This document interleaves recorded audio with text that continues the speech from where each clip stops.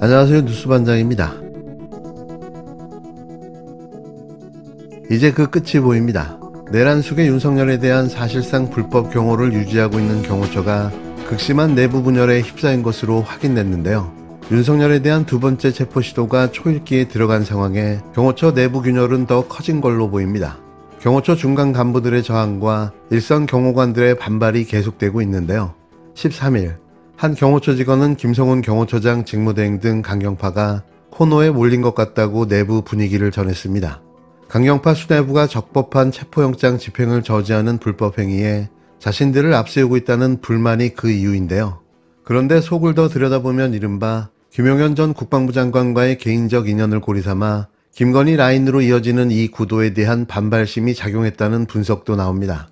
우리가 무슨 윤석열 사병이냐, 이런 반응까지 나오고 있는 걸로 알려졌는데요. 이러다 보니 김건희 라인으로 꼽히는 현 수뇌부가 먼저 체포돼도 막아주지 말자는 방침까지 세운 걸로 보입니다. 일선 경호관들은 실제로 부당한 지시엔 불응하려는 조짐까지 보이고 있는데요. 한 경호처 관계자는 직원의 99%는 충돌할 의지가 없다며 총기를 들고 다니는 직원들도 삽탄을 안 하고 탄창을 분리해놓고 있다고 증언했습니다. 거의 모두가 범법자가 될 수도 있다는 불안함이 큰 걸로 알려졌는데요. 경호처 내부에서는 나중에 누가 지켜주고 책임을 지겠냐, 체포영장 집행을 저지하다 공무원 생활이 끝나면 얼마나 불명예스럽겠냐, 이런 얘기들이 오가고 있다는 겁니다. 내란 우두머리 등의 혐의로 체포영장이 2차례 발부된 윤석열을 지키겠다며 2주째 이어지고 있는 이런 비상근무 체제에 직원들의 피로감이 극에 달하고 있다는 건데요. 곧 있을 2차 체포영장 집행에서 이런 경호처 내부 분위기가 실제로 표출될지는 지켜봐야겠지만 이들 절대 충성파 수뇌부가 체포되고 나면 윤석열 체포로 향하는 길이 법과 상식에 따라 갈 가능성이 조금 더 열릴 거란 관측이 나옵니다. 이미 이들의 이탈은 표면화되기 시작했는데요. 12일 늦은 저녁 서울 한남동 대통령 관저를 빠져나오는 수십 명의 경호관들이 보입니다. 대형 버스가 관저 밖으로 이동하는 모습도 포착됐는데요. 윤석열에 대한 체포영장 재집행이 장기화되면서 교대 근무가 이루어지지 않는 것으로 보이는데 대통령 경호처 일부 직원들은 복귀하지 않고 휴가를 내는 방법으로 관저 경호를 거부하고 있는 것으로 확인됐습니다. 휴가를 통한 업무 거부를 놓고 경호처 지휘부 내부 갈등도 현실화되고 있는데요. 경호본부 소속 3부장은 지난 12일 김성훈 차장이 주재한 간부회의에서 우리 직원들 전부 30일씩 휴가를 내게 할 것이다 라고 전달한 것으로 파악됐습니다. 김 차장과 이광우 경호본부장의 사퇴도 요구한 것으로 전해졌는데 경호처장 직무대행을 맡은 김 차장은 곧장 3부장을 대기 발령 조치했는데요. 경호처는 다만 해당 부장이 국가수사본부 관계자를 만나 시설물 위치 등 내부 정보를 전달한 사실이 확인돼 인사조치를 한 것이라고 해명했습니다. 김성훈 차장은 더 나아가 내부회의에서 단순히 분위기를 흐리는 게 아니라 국가기밀을 누설한 것이라며 맹비난한 것으로 파악됐는데요. 배신자 낙인 찍기로 추가 이탈 단속에 나선 겁니다. 김 차장은 또 업무 수행 도중 발생하는 법적 문제를 경호처 변호인단이 대응할 것이라며 문제없을 것이라고도 강조하기도 했는데요. 그러나 1차 영장 집행 당시 적극적으로 가로막은 게 체증돼 경찰이 신원 확인을 요청한 26명에게는 상반된 지침이 전달됐습니다. 경호처 감사관은 해당 직원들에게 당장 신원을 확인해주지는 않았지만 문제가 심각해지면 개인이 변호사 선임을 해야 한다고 전달한 걸로 확인됐는데요. 현직 경호관은 아무도 책임져주지 않는다는 게 또 확인됐다며 부당한 지시를 거부하기 위해 휴가를 독려하는 부서장들이 늘어나고 있다고 전했습니다. 경찰과 충돌 의지가 99%가 없다라는 말이 틀린 말로 들리지는 않았는데요. 공조본의 경호처 균열 작전이 성공한 겁니다. 지난해 12월 10일 12.3 내란 사태로 두 번째 탄핵 위기에 몰리자 사퇴한 이상민 전 행정안전부 장관이 모든 순간이 행복했다는 말을 남기고 불이 나게 먹튀했었는데요. 내란 피의자 이상민이 남긴 퇴임사가 당시 모든 국민들에게 큰 충격을 안겨줬습니다.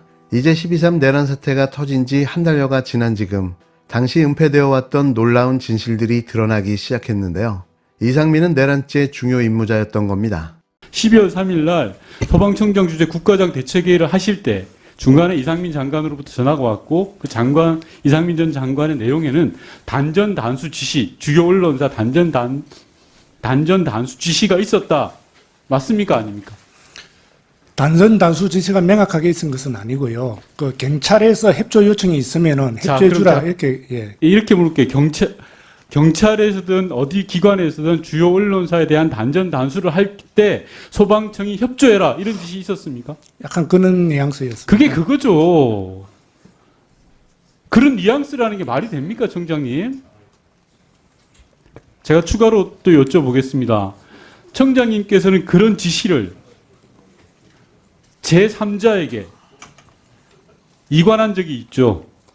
다른 사람에게. 그날 회의석상이었기 때문에 네. 옆에 그 차장이 앉아 있었는데요. 예. 같이 차장하고 간단하게 뭐 이야기하는 아니요, 정도였습니다. 차장이 아니라 제가 다시 또 묻겠습니다. 청장께서 서울소방재난본부장한테 이 지시 내용을 이첩하신 적 있죠? 제가 지시하지 않았습니다. 그러면 청장께서는 행안부 장관으로부터 주요 언론사 단전 단수 요구를 받아서 어떻게 하셨습니까?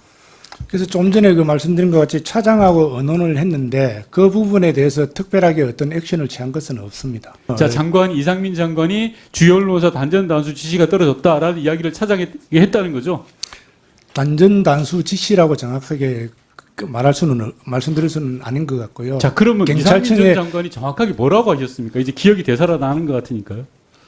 그러니까 이제 그 어떤 그 특정 그 몇 가지 언론사에 대해서 경찰청 쪽에서 요청이 있으면은 협조하라는 그런 내용이었습니다. 자, 몇 가지 언론사에 한겨레 신문 들어갑니까? 예, 아마 답을 하세요. 예. 들어가시죠? 들어가는 것 같습니다. 예. 경향신문 들어갑니까? 예, 있었던 것 같습니다. 조선일보 들어갑니까? 안 들어가죠? 기억이 없습니다. 저도. 예, 안 들어가죠. MBC 들어가죠? 예, 그런 것 같습니다. 자, 정확하게 이야기할게요. 한겨레, 경향, MBC, 소위 진보 매체라고 하는 언론사의 단전 단수를 이상민 장관이 지시했고 그 지시를 받은 소방청장이 차장에게 상의했다. 이게 맞습니까? 전화 온 게 정확하게 몇 시쯤입니까? 제가 알기로는 소방청 국가장 대책회의가 10시 35분 그 언저리에 시작을 했는 걸로 아는데 이상민 장관 전화 온 게 몇 시쯤이었습니까? 전화 받은 시간이 10시 그때 그 자료를 보니까 10시 37분에 제가 전화를 받았습니다. 10시 37분 그런 중차대한 일을 왜 국회에 보고조차 안 하셨습니까? 청장님. 오늘에서까지 한 달이 지나서까지 소방청은 아무런 보고조차 하지 않았습니다. 그냥 위법하고 부당한 지시라고 청장이 뭉갠 겁니까? 그 전화가 왔느냐에 대해서는 전화를 받았다라고 저희 국회에 답변 자료를 제출했습니다. 그 전화에 가장 핵심적인 내용이 있잖아요. 소위 말하는 진보 매체, 한겨레, 경향, MBC 등에 대해서 단전 단수 조치를 취하는 계엄군 또는 계엄군 산하에 있는 경찰의 조치에 대해서 소방청이 적극 협조하라. 이게 불법인 겁니다.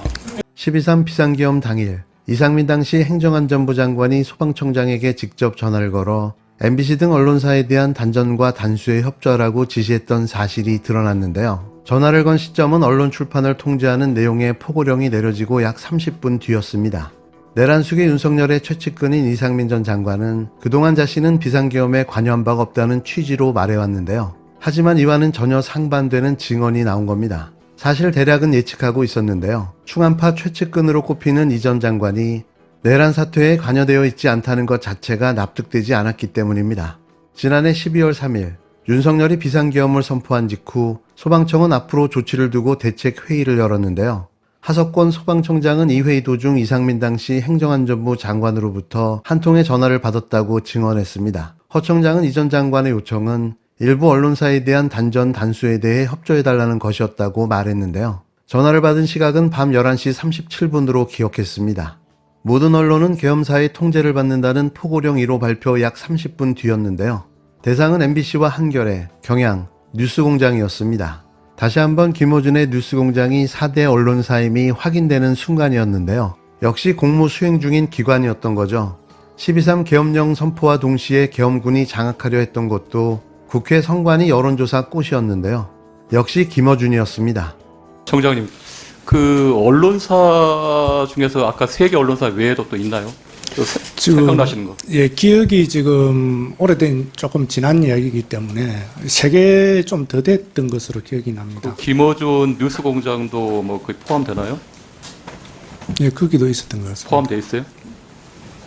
그리고 언론사 외에도 다른 시설, 공공기관이나 국회, 선관위 등 그런 거에 대한 조치, 단전 단수 이런 조치에 대한 요구가 있었나요? 기억이 없습니다. 언론사만 얘기한 건가요? 예, 언론사 몇 곳 이렇게 말씀을 하신 것 같습니다. 아까 김어준의 뉴스공장 외에 또 뭐가 있나요? 또 기억이 아까 나시는 것 같은데 왜 이렇게 아니요. 물어볼 때만 말씀하세요? 아니 그러니까 그 이제 뭐 한겨레하고 아까 경향신문하고 MBC하고요. MBC하고 뉴스공장 JTBC는 잘은 모르겠습니다. 기억이 지금 가물가물합니다만은.